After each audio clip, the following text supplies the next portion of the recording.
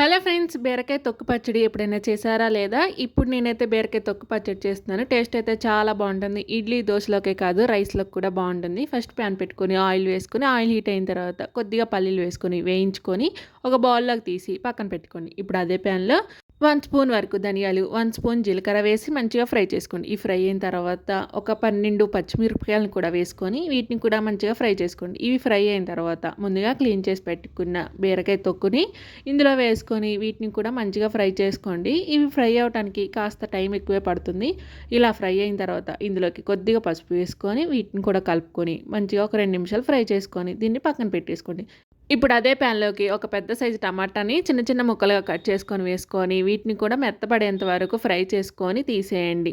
మూత పెట్టుకొని ఫ్రై చేయటం వల్ల టమాటా అనేది తొందరగా ఉడికిపోతుంది. దీన్ని కూడా పక్కకు పెట్టి చల్లారబెట్టుకోండి. ఇప్పుడు ఒక మిక్సీ జార్ తీసుకొని ముందుగా ఫ్రై చేసుకున్న పచ్చిమిర్చి, బీరకాయ తొక్కుని వేసుకొని అలాగే వేయించుకున్న పల్లీలు వేసుకొని టమాటాను కూడా వేసుకొని టేస్ట్‌కి సరిపడా ఉప్పు వేసుకొని 2, 3 వెల్లుల్లి కూడా వేసుకొని కొద్దిగా చింతపండు వేసుకొని మూత పెట్టుకొని మంచిగా మిక్సీ పట్టుకోండి.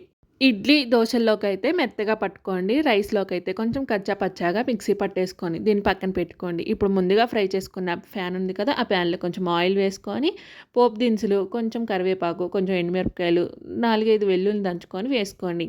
ఇవన్నీ ఫ్రై అయిన తర్వాత ముందుగా మిక్సీ పట్టుకున్న బీరకాయ తొక్కును కూడా వేసుకొని 2 నిమిషాలు కలుపుకొని తీసేయండి. మరి మీరు కూడా ఒకసారి ట్రై చేయండి.